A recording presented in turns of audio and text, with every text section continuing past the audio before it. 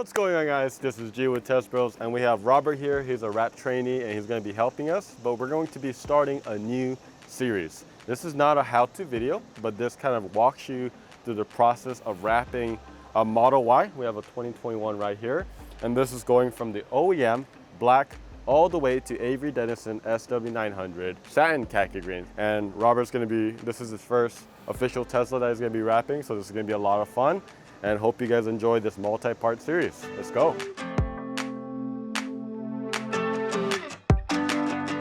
So it's day one. The first thing that we're going to be doing is remove all the emblem badges. When you're doing color, it's very important to remove it for a very, very clean install. Once we do that, we start doing our cleaning. And during the cleaning, we take out the license plate. And then after that, we do a full foam cannon wash. And after that, we do a normal wash.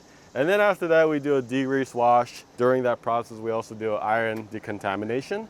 So we spray iron remover all around the car and making sure that we get all rid of that iron deposits. Then we do clay bar. So once we get it all prepped and it's clean, we're gonna make sure we put it inside, let it dry, and then we're gonna start removing everything on the car. We have a lot of work to do, so we're gonna get right into it.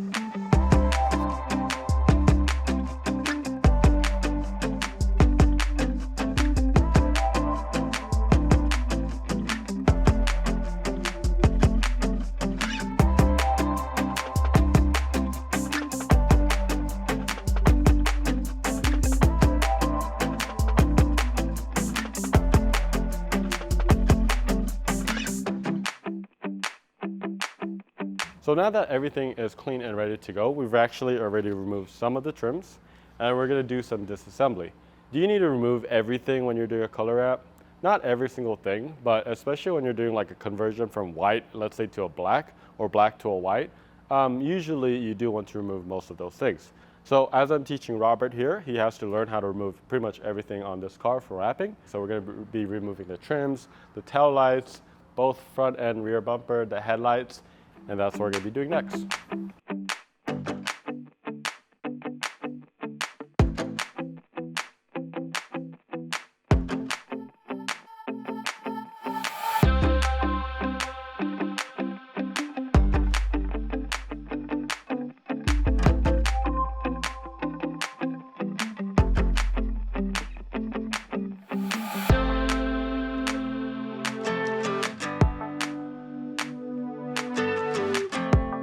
So it's day two. We got actually everything removed. Everything is gone, and we're ready to wrap. Before we do, we actually get all our vinyl cut right beforehand. So we're gonna go ahead and put the vinyl roll on our cutter, and we actually have it computerized exactly the length and measurements that we want it.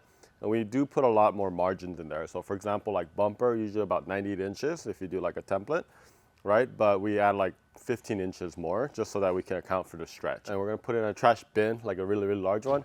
And then as me and Robert work, we just grab one piece and then just go one after another. So what you're trying to do is getting that flow of wrapping, and it moves a lot faster if you're not like task switching every like 10 to hour or something like that.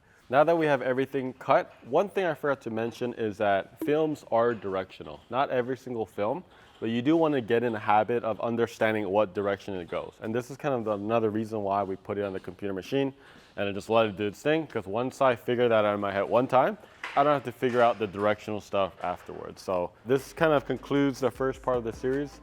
If you have any questions, let us know in the comments below. If you don't want to miss any part of the series, make sure you click on that subscribe button and that bell little icon so that you can get updates when we have our new video coming out every single week. We got a lot of work to do. So Robert, let's get started.